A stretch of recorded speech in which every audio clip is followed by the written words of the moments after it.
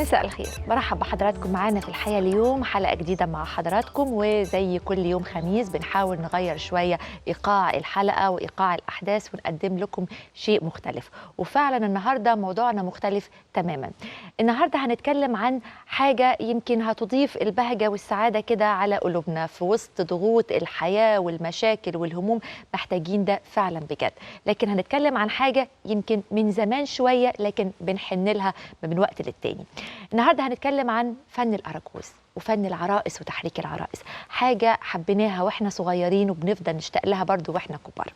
الفن التاني برضو اللي هنعرضه على حضراتكم فن المونولوج، المونولوجيست. وهل هو لسه موجود؟ لسه الناس بتحب النوعية دي من الفنون، ولا زي ما كل حاجة اتغيرت في بلدنا وكل حاجة اتغيرت وموضة وكل الكلام ده فبرضو يعني المسألة دي تراجعت بعض الشيء. النهاردة حلقتنا مخصصة للحديث عن الفنانين دول، وهنحاول مع حضراتكم نغير الأجواء ونغير الإيقاع ونبتدي حلقتنا حالا مع حضراتكم. لكن الأول معانا تقرير نعرف ونشوف الأراجوز. يا حضرة الأراجوز قولي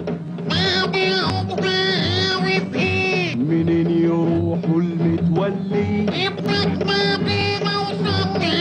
قال اللهم صل عليه. بشخصيته وبصوته وزغروطته التي صاحبت عقول وخيال كل طفل منذ زمن بعيد. نعم، هو الأراجوز، أشهر الدمية الشعبية في مصر على الإطلاق، رغم انحصاره في الآونة الأخيرة لقلة عدد فنانيه. الأراجوز الذي اختلفت الروايات بشأن أصل تسميته ظهر في كتابات رحالة ومؤرخين محليين وزائرين منذ قرون عديدة.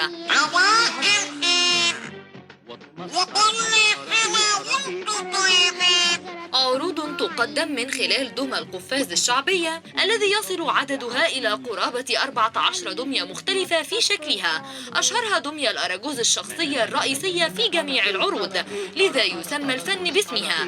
يقدم العرض فنان لا يراه الجمهور، يعتمد على عدد محدد من العرائس، ويشاركه ملاغي يقف أمام الجمهور وعليه تقع مسؤولية العزف والحوار مع الدمى وإشراك الجمهور. ويؤدي العرض مباشرة دون تسجيل معتمدا على محفوظات الفنان المؤدي. وللأراجوز صوت مميز بفعل آلة تسمى الأمانة، يضعها اللاعب في سقف الفم ليمر من خلالها الكلام.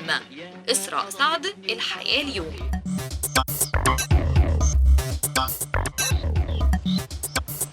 فعلا فن الأراجوز من أجمل الفنون اللي بتسعدنا كلنا، صغير كبير. الجلابية، الطرطور كده الأحمر، الصوت المميز قوي. فين الأراجوز دلوقتي وأخباره إيه؟ ده اللي هنحاول نسأل عنه. أنا برحب بأستاذ ناصر عبد التواب. أهلا وسهلا بحضرتك. حضرتك مخرج العرض الأراجوز أو العرايس بشكل عام عندكم. أنا مخرج مسرح بالمركز القومي لثقافة الطفل، ومدرب فرقة الأراجوز المصري والعرائس بقصر ثقافة العمال بشبرا الخيمة. يا أهلا وسهلا بحضرتك يا أستاذ ناصر. أستاذ حسام حسين، أهلا وسهلا بيك. أهلا وسهلا بحضرتك. بيبقى تعريفك ممثل ولاعب؟ ممثل ولاعب عرايس. هو في البداية ممثل. أيوه. ولجأنا للعرايس وحرفة العرايس على إيد الأستاذ ناصر عبد التواب. هنعرف الحكاية. أهلا وسهلا بيك.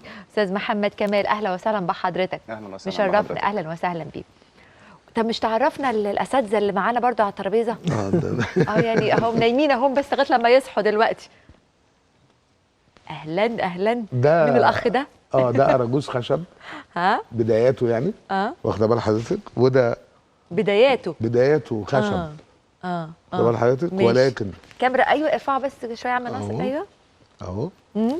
بداية الأراجوز. ده بداية الأراجوز؟ بداية الأراجوز خشب. ومن غير طرطور ليه؟ لأنه أنا علشان بس نعرف الناس العروسة. واخدة بال حضرتك؟ ماشي. حتى تصنيعها يعني. طيب. العروسة الخشب دي نتيجة لأنه صناعية القيمة دلوقتي ما بقوش موجودين. واخدة بال حضرتك؟ كانوا بيتسلوا زمان في إن هم في الوقت الفراغ بتاعهم يعملوا تحفة فنية بعروسة الأراجوز يعني. كويس؟ لما بدأوا يقلوا صناعية القيمة في مصر، بدأنا كلاعيبة عرايس أو الراجل الشعبي يدور على خامة تانية يلعب بيها غير الخشب. زي مثلا دخلنا على إيه بقى بعدها؟ العروسة البلاستيك دي. خد بال حضرتك. هتلاحظ ان في مكان مفتوح كده عند البزازة. البق. دي العروسه العاديه بتاعتنا اللي دي البنت عروسه بتلعب عاديه بيها. خالص، وانتوا خدناها وخدنا الراس وركبنا عليها. احنا كل الحكايه انه الراجل الشعبي حط فيها لمسته هو، فتبقى بتاعته هو، فعمل وشال الشعر لونها الاول وشال اللي الشعر عليها الاصفر ولون. اللون حتى كمان بتاع العينين، اللون تنفعش العسلي تبقى ده. اراجوز بشعر اصفر. واخد بال حضرتك؟ بالظبط. أيوة. كمان لعبنا على خامه الفوم، ها. برضو خامه الفوم ولعبنا عليها، واخده بال حضرتك؟ بحيث انه لحد ما نرجع صناعيه القيمه تاني يعني. بس ده بشكل اساسي ده للتصنيع يعني. بس بتختلف من خامه لخامه في التحريك، او اولا في حبك انت ليها، يعني في حبك للعبه الاراجوز اللي انت ماسكه. اولا اذا اللاعب ما حبش عروسته، العروسه ما تتحركش وما تعبرش عن احاسيسه اللي جواه. الله. فمهم جدا ان اي فنان بيلعب في حرفيه، سواء التمثيل او حتى لعب العرايس، اذا ما حبش الشيء اللي بيعمله مش هيقدر يديله. انما عم هو اصل الحكايه ايه؟ يعني الاراجوز ده بتاعنا احنا ولا اختلف الباحثين فيها برضو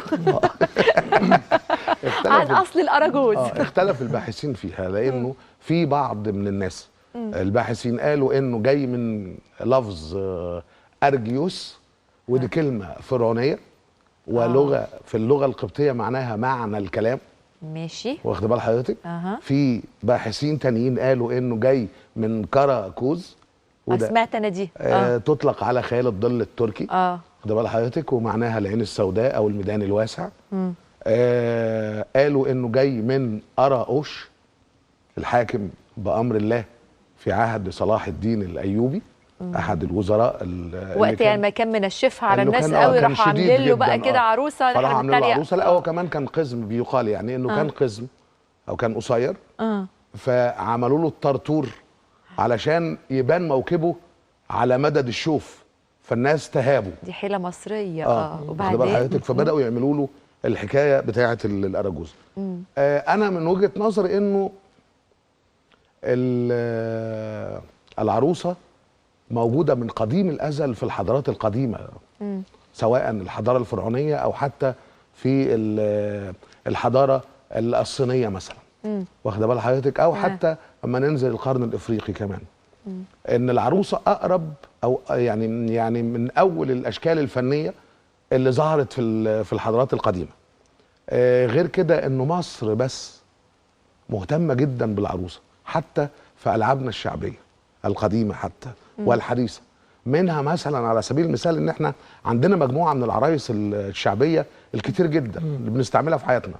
منها العروسه الورق مثلا اللي احنا دي بتاعت الحسد دي. ايوه بالظبط، دي عروسه. في عروسه المولد مثلا، في عروسه الزعف عند اخواننا الاقباط مثلا. هنلاقي مثلا خيال المآتة، هنلاقي مثلا خيال الظل اللي جالنا في القرن ال13 عن طريق شمس الدين بن دانيال الموصلي.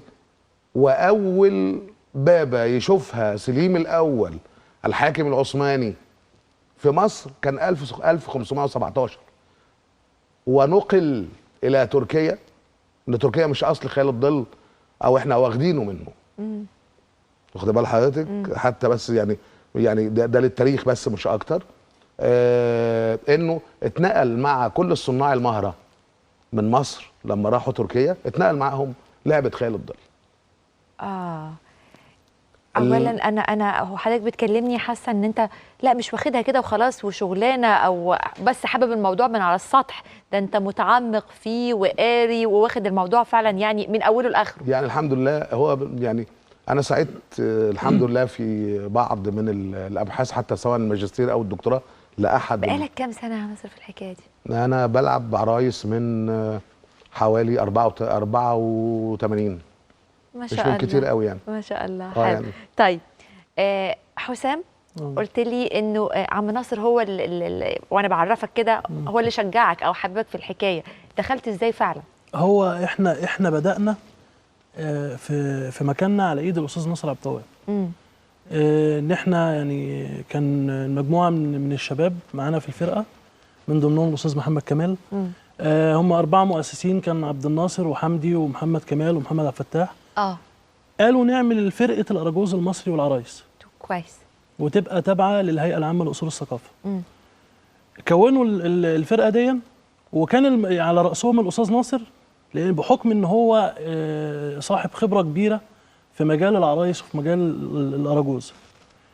فاحنا بدانا من ده، كان سنه 2007 بدانا ان احنا نعمل عرض اسمه كلنا هنروح الحضانه، في مزج ما بين العرايس وما بين الاراجوز. يعني العرايس يعني بتبقى دراما بالعرايس، وبيدخل فيها الاراجوز مع العرايس. لان احنا بنعمل دايما بنعتمد بالاراجوز في شغلنا على التعليم، وبنخليه يبقى ما بينه عايز توصل معلومه او تعلم الولاد حاجه. مش هوصل معلومه، انا بخلي الولد هو اللي يطلع المعلومه، لاني انا بستخدم الاراجوز ان هو ممكن يغلط عشان الطفل يعدله، يقول له هو الصح. يعني هو يغلط عشان انا الطفل يقول له الصح. اشهر حاجه الجميله ماما نجوى طبعا يعني طبعا حبيبتنا طبعا كلنا، يعني هي طبعا. دي احنا وبقلز وكلنا يعتبر كشباب يقول لك هو اتربينا بقلز عليها. قاعد فين اصلا؟ كلنا كشباب اتربينا عليها. الفنان الكبير الله يرحمه سيد عزمي، الله يرحمه. الله يرحمه. فقد ايه فعلا الحكايه دي. احنا شوف احنا بنفتكر بقالنا كام سنه ولسه فاكرين الموضوع ده. الاطفال دلوقتي، اطفال النهارده لسه حابين الجو ده، ولا النت بقى والحاجات هو مؤشر مننا النت والميديا والميديا. يعني طبعا يعني احنا كان يعني مش هقول بيضحك علينا، بس احنا كنا مصدقين في الاراجوز، مصدقين فيه بجد، ومصدقين ان في واحد بيكلمنا وبنكلمه والكلام ده. ولسه لحد النهارده الناس مصدقه. لا بس العيال الصغيره لا بقت واعيه. تواجد الاراجوز بيتفرجوا عليه. بالظبط. بيحبوه برضه. بيحبوه. احنا عندنا احنا في ما فيش مكان يعتبر في مصر ما اشتغلناش فيه. دايما في الاساس بتاعنا التفاعل مع الطفل. لانه هو بشكل اساسي برضه يا استاذه انه عارفه فكره الدفى الانساني، فكره انه التلفزيون او الكمبيوتر او حتى الميديا اللي موجوده اللي هي فيها صوره مبهره جدا، ولكن فكره الاحساس، التواصل المباشر اللي بين الانسان والانسان مهم قوي. الولاد بيحسوا هذا مع الاراجوز. نفس الحكايه اللي هي فكره سحر المسرح نفسه. اما ابقى شايف الممثل وهو شايفني، صحيح، التواصل ده اقرب الاشكال للتواصل بيننا. غير كده ان احنا بنستخدم الاراجوز وتاخد لا احنا هنستخدم وهنشوف دلوقتي. بس قولي يا استاذ محمد، اللي يلعب عرايس او يحرك عرايس او اراجوز هو اكيد نفسه هو يكون بيحب الحكايه دي من هو صغير، يعني حبها ارتبط بيها فاشتغلها لما كبر. ده اكيد لازم يكون بيحب العروسه. يعني هو لو مش بيحب العروسه مش هيقدر يحسها زي ما استاذ ناصر قال. مش هيقدر يحركها. لازم يقرب منها، يقعد معاها. يعني في احيانا بعض العروض تقعد معاها. لا حلوه قوي دي. يعني انت ممكن تقعد تكلم العروسه بتاعتك شخصيا، انت بتحركها، واللي انت يعني اللي انت بتتكلم بصوتك مش عارفه تقال ازاي، انت اللي بتقول صوتها. هو احنا بيتم عمل بروفات مع استاذ ناصر قبل ما نطلع على المسرح بالنسبه للدوبلاج، الصوت، ادوار الشخصيات اللي احنا هنلعبها. بعد ما بيتم دوت العرايس بتتعمل، بيبقى فيه المهندس الديكور، احنا بنقعد نتابع، بنشوف العروسه وهي بتتصنع وبيبتدي يعملها لغايه ما بتنتهي العروسه. بنقعد مع العروسه، بنبتدي نشوفها، اشوف ايديها، احركها، اقعد معاها. كل شخصيه بتختلف عن الثانيه في التحريك. يعني لو هلعب مع عروسه ولد مشرد غير ما هلعب عروسه استاذ، هنا التحريك هيختلف، والشخصيه والصوت والكلام ده كله. لا انت لو شفتيه انا عايزه اشوف. طب يلا نشوف حاجه. لا في العرايس بجد. يعني انا شفته في مره، دخلت عليه الاوضه في مره لقيته بيتكلم. لا تقولي عليه لو انت مش في المجال. لا احيانا بيبقى فيه. لا قولي لقيت ايه. لا لقيته قاعد بيتكلم. ما انت قاعده بتتكلمي. يعني. ما انت بصي، ما انت لازم تبقي توصلي لده عشان تخلي الطفل اللي قاعد انت توحدت على مع الكرسي. ما انا بقول لك الطفل اللي قاعد بيتفرج عليك على الكرسي. لا وكمان وفي حاجه كمان، انه يقوم يتكلم مع العروسه. يعني اللي هو ايه مثلا، والله يعني ما احنا بنعمل كده لغايه دلوقتي. تمسك حاجه تلعب مثلا بيبي صغير او حاجه، تلاقي نفسك انت في الدراما بتحطي حاجات، جنون فنون يعني. بتحطي حاجات تخلي تستفز الطفل وهو قاعد، ان هو يطلع يقول لا انت بتعمل ده غلط. طب احنا وحشنا الاراجوز ووحشنا العروسه، وعشان الولاد الصغيرين اللي بيشوفونا والكبار برضو اللي يسترجعوا كده ذكريات، نشوف بقى حاجه. ان شاء الله. يلا.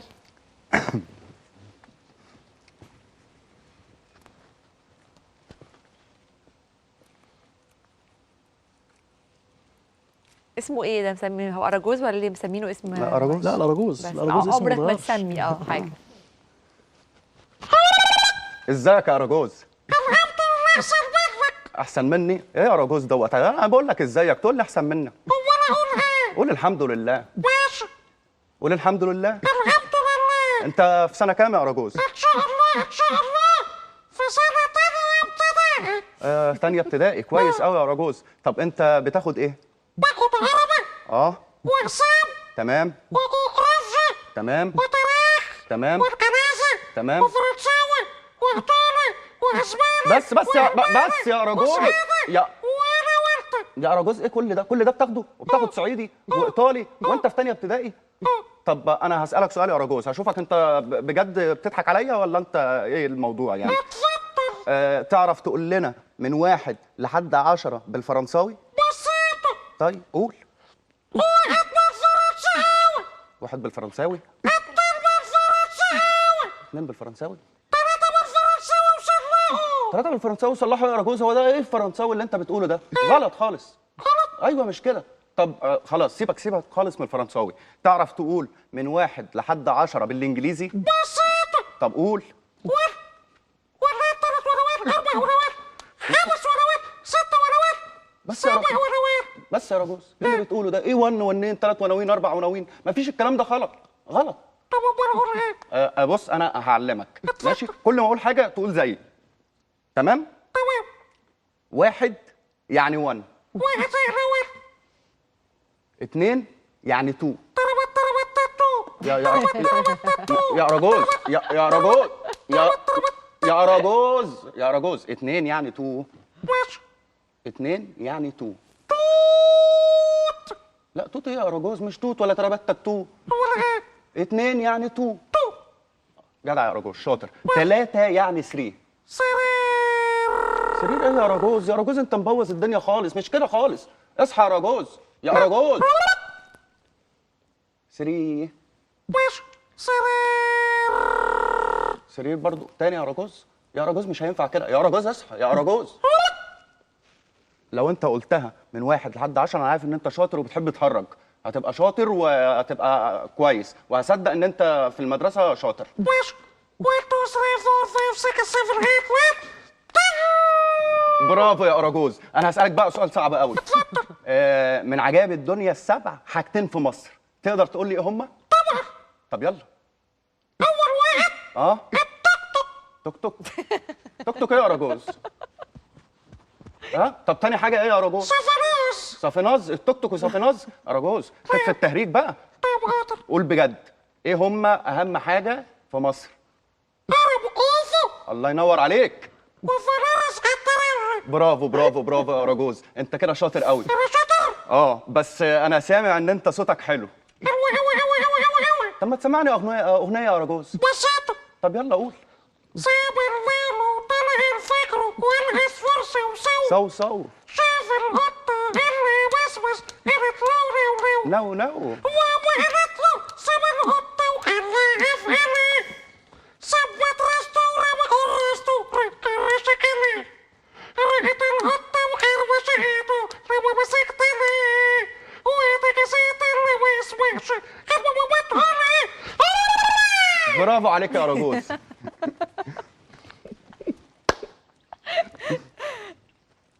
انت بتعمل الصوت ده ازاي؟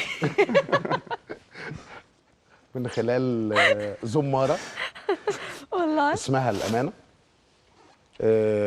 عبارة عن قطعتين معدن من النحاس لا. أو الستانلس. نرجع لها دي بقى بعد الفاصل، تحكي لي بالتفصيل كده حكايه الزماره دي. بعد الفاصل مستمرين مع حضراتكم.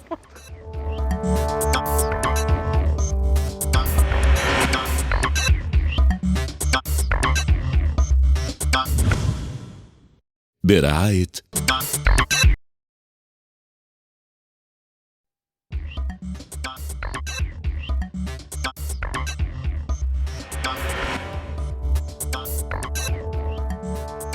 برحب بحضراتكم معانا مرة تانية. لسه بنتكلم عن فن تحريك العرائس أو الأراجوز والفن اللي احنا تربينا عليه، ونوعا ما شوية الوضع النهاردة بنحاول نعرف لسه تجاوب الناس صغيرين وكبار مع الفن ده موجود ولا لأ، وإيه أسرار الأراجوز وصوت الأراجوز.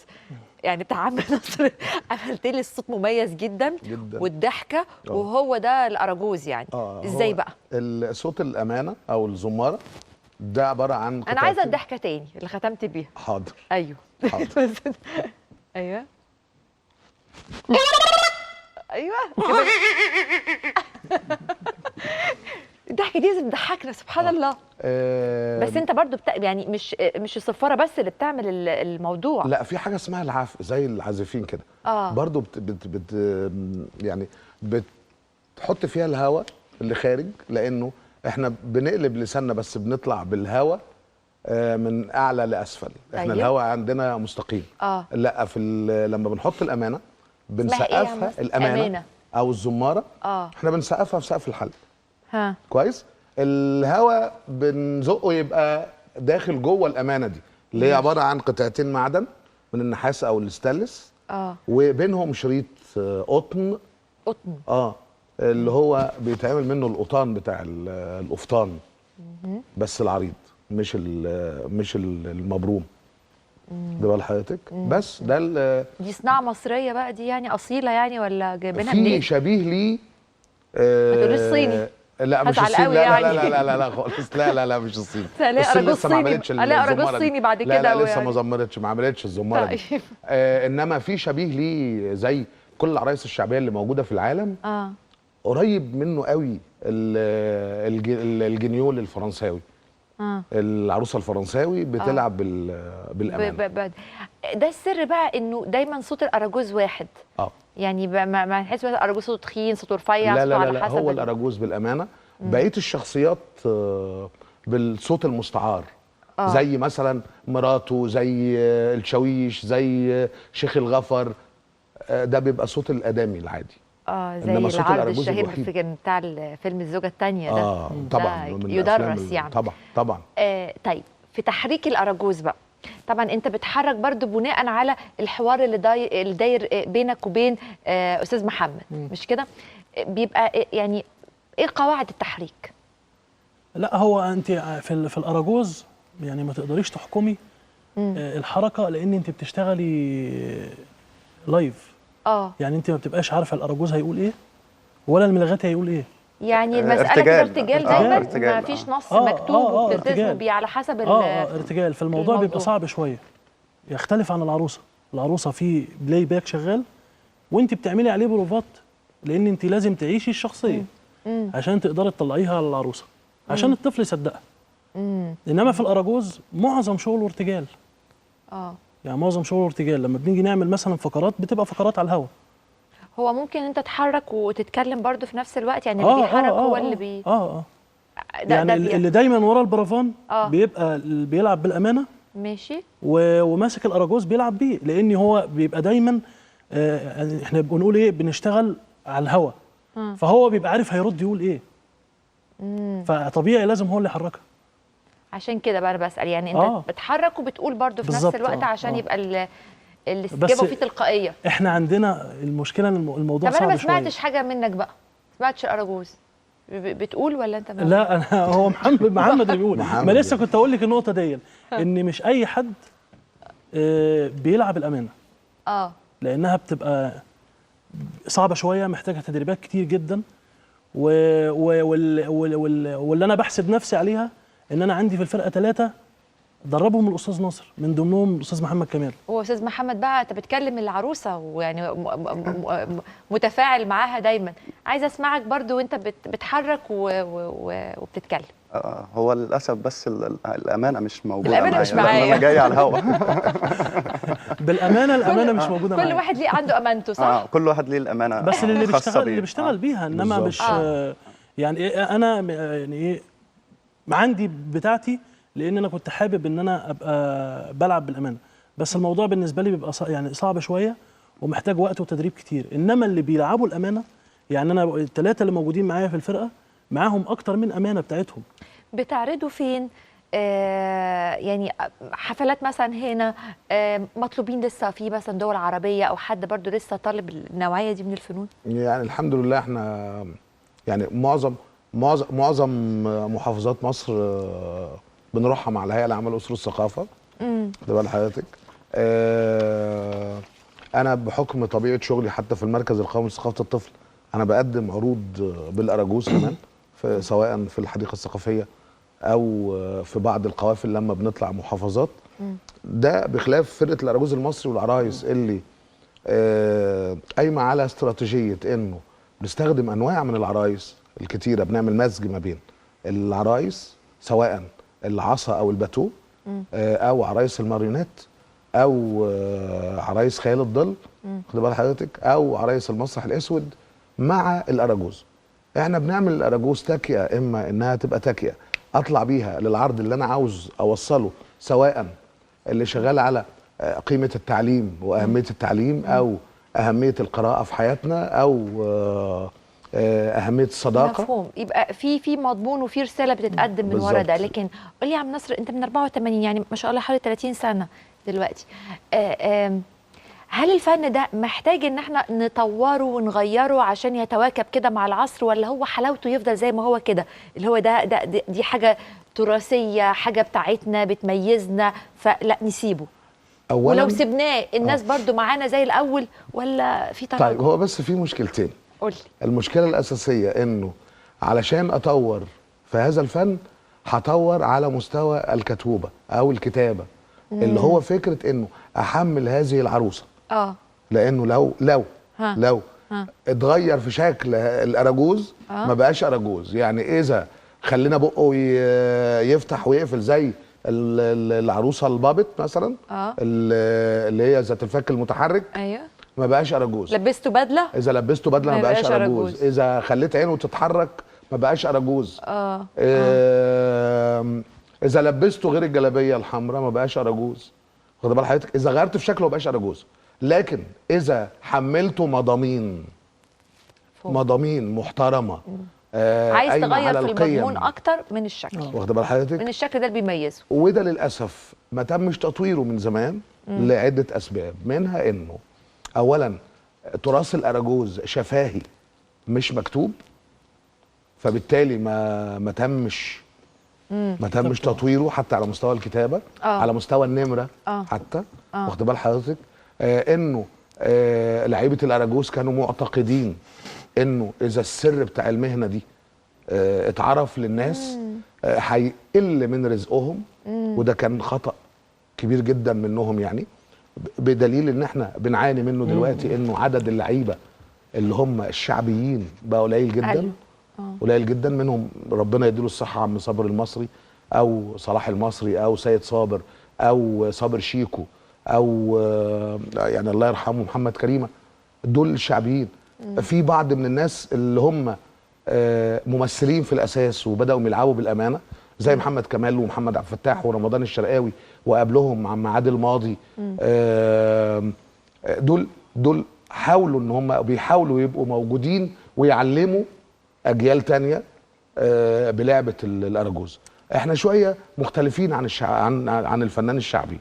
الفنان الشعبي قايم على اللي هو توارثه، هو توارث هذه النمر، ما حاولش يلعب على ما يسمى بالمسرح التفاعلي بينه وبين الاطفال.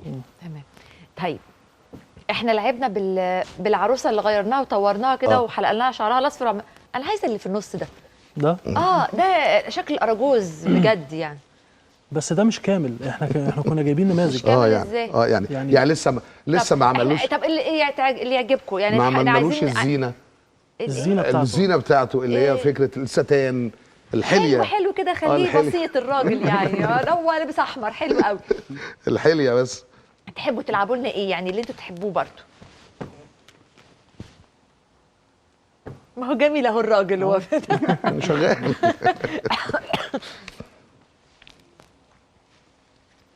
يلا يا عم ناصر، انا عايزه حاجه للحياه اليوم يا عم ناصر، ما دام بترتجل كده. بسيطة. يلا. منورة يا ابو ربي. ده نورك يا أراجوز، ربنا يخليك ويخليك يا رب. يا رب يا رب يا رب. اشوفك اكبر مذيع في الدنيا. ربنا يخليك. انا كلامي وصل لك؟ جدا وصل لي. بجد؟ والله فهمت. والله؟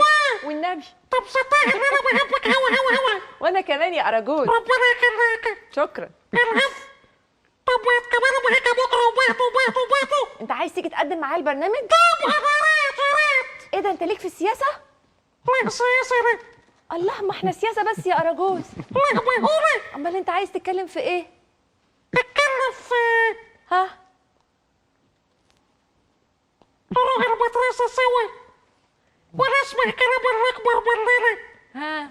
واسمع كلام بابا ها؟ واسمع كلام ماما ها؟ واسمع كلام المس وكلام المستر. حلوة دي كلها سياسة يا أراجوز اهو. ما هو اما انت بتسيسهم كلهم. ما كنتش أعرف. اديك عرفت يا أراجوز. الحمد لله. أنا هيك وهيك كل يوم وأعرف هيك كتابة. طب وانت عايز كرسي تقعد عليه ولا هتعمل ايه؟ بسيطة أقف جنبك. الكرسي ضيق على القد. أقف جنبك. ما اصل الكاميرا مش هتجيبك. ده أنت عاوزة تقلعها بقى. ايه أنت عاوزة تطرشيها بقى. هزهقك لغايه لما امشيك. طب ما ناخدها ونكسرها ونقول سلام عليكم. وعليكم السلام. بابا. مش هتيجي تاني؟ إن شاء الله. هخليك تقعد جنبي. إن شاء الله. هتوحشنا يا أراجوز. وأنت كمان. باي باي.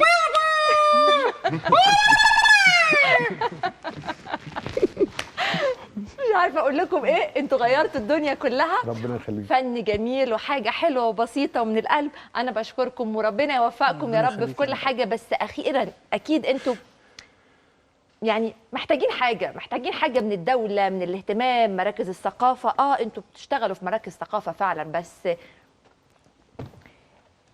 كفايه ولا لازم يكون في دعم اكبر؟ لا، محتاجين ننزل لكل مصري من شرقها لغربها، من شمالها لجنوبها، في الشارع.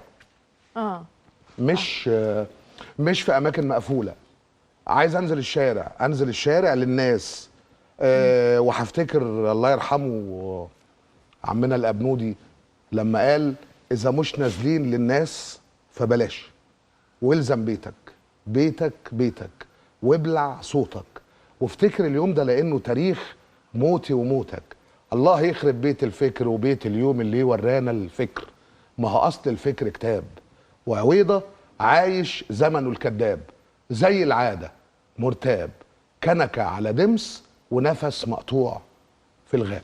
اذا مش نازلين للناس فبلاش. فانا نفسي من الدوله جميل. انه ننزل لكل الناس من شرقها لغربها، شمالها لجنوبها. انا عايز اروح حلايب وشلاتين، عايز اروح الكفور والنجوع بالفرقه بتاعه الاراجوز المصري والعرايس. تحب تقول ايه؟ هي انا بتمنى ان لو قلتها اكتر من مره ان يتم عمل بروتوكول ما بين هيئه اصول الثقافه وما بين وزاره التربيه والتعليم. انا بتمنى ان كل الشغل اللي احنا بنعمله يبقى موجود للناس كلها، لمصر كلها. انا رحت دول عربيه كتير بالفرقه. شهر 11 اللي فات كنت في الجديده في المغرب، واخدين مركز اول في مهرجان دولي. فده شرف لبلدي، واحب انه يبقى لبلدي اكتر من انه يبقى بره. وكنت سعداء جدا على فكره لما عرضنا في المركز الثقافي المصري في المغرب. يعني كنا سعداء جدا على فكره مع الدكتور يحيى طه حسنين المستشار الثقافي. يعني. والجندي المجهول هناك الاستاذ محمد سعيد كان هو اساس الترتيب ده بجد. ان الاول ما عرف ان احنا جايين من مصر قال لازم ننظم يوم يبقى موجود لكل المصريين والمغاربه هناك. استاذ محمد، ان الرساله بتاعتنا توصل وان الطفل يضحك. انا مش هقول اكتر من كده، هي دي الرساله بتاعتنا. ممكن نختم بحاجه مع بعض؟ طبعا.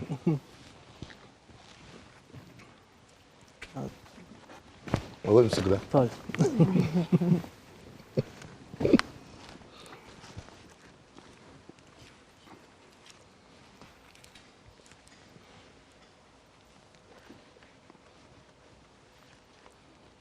جاهزين؟ يلا بينا.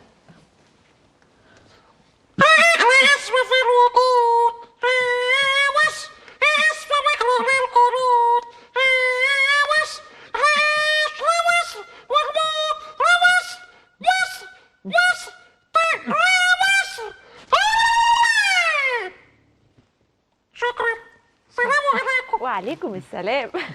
نشوفكم بعد الفاصل.